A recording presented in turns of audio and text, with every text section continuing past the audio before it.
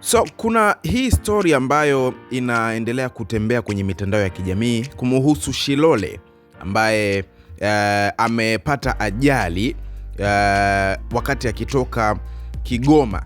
Sasa taarifa hii imethibitishwa na Baba Levo baada ya kuwa na yeye ameandika. Nataka nikueleze kilichotokea na alikuwa wapi, kilichosababisha akapata ajali hiyo, kama ulikuwa haujajua kile ambacho kilitokea. Sasa nitakusomea kile ambacho Baba Levo amekiandika. Kwanza ameandika, jana usiku dada yangu Shilole alipokuwa anatoka Kigoma kurudi Dodoma alipata ajali ya gari aina ya Alphard baada ya kugonga ng'ombe maeneo ya Maragalasi.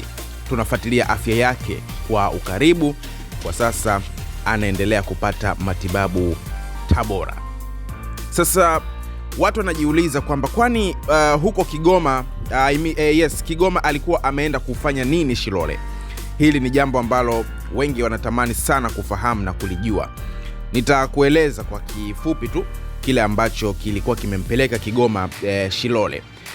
Jambo kubwa ambalo lilikuwa limempeleka Shilole Kigoma ni sikukuu ya mwaka mpya, ambapo alikuwa amealikwa na mbunge wa Kigoma mjini Baba Levo, ambapo alikuwa ameeleza kwamba atatimiza ahadi yake kwa wananchi kwamba tarehe 1 mwezi wa kwanza mwaka huu 2026 kutakuwa na Pilau Day, ambapo wananchi watakula pilau na kufurahia burudani kutoka kwa wasanii mbalimbali. Na maandalizi yote yalikuwa yamekamilika, na kesho yake wananchi wa Kigoma mjini wakakaribishwa katika uwanja wa Mwanga Community Center, ambapo Shilole sasa ndiye aliyekuwa mtaalamu wa jiko na akahakikisha kila kitu kinaenda vizuri ili wananchi wa Kigoma waweze kufurahi. So alikuwa ameelekea huko kwa ajili ya kuhakikisha kwamba wananchi wa Kigoma wanafurahi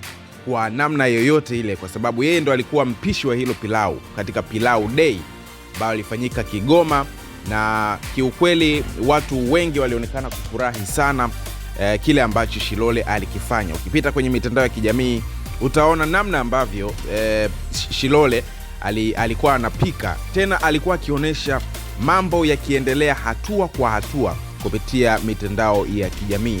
Ukipita pia kwenye page ya Instagram ya Baba Levo ambayo inajulikana kwa jina la 7 Media, utaweza kuona namna ambavyo mambo yalikuwa.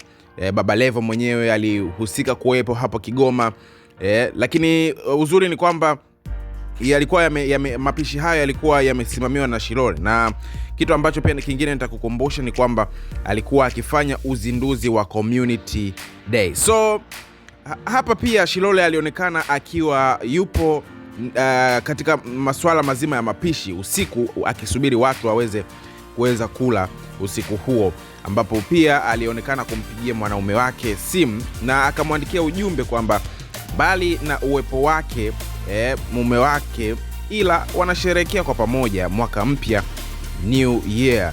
Kisha akamwandikia I love you my love, na kupenda sana. So iko hivyo. Taarifa imeonyesha kwamba siku ya leo ni siku ambayo watu wengi sana wamekuwa na majozi kutokana na kile ambacho Shilole amekipitia siku ya leo kwa kupata ajali ambayo kiukweli imezua gumzo kubwa sana mtandaoni, taharuki. Wadau mbalimbali wanaonekana kuwa wanafurahi kile ambacho kimempata Shilole, huku wakieleza mambo kadha wa kadha. Wanasema kwamba ng'ombe, wanataka kujua hali ya ng'ombe na si hali ya binadamu. Ni mambo mengi sana ambayo unafahamu yalikuwa yametokea, na baadhi ya watu bado wanachuki katika mioyo yao. Mtazamo wako uko vipi? Niandikie maoni yako chini ya video hii. Mimi ni Master Jimmy. Usiache kusubscribe na kuturn on notification kwa taarifa nyingi zaidi.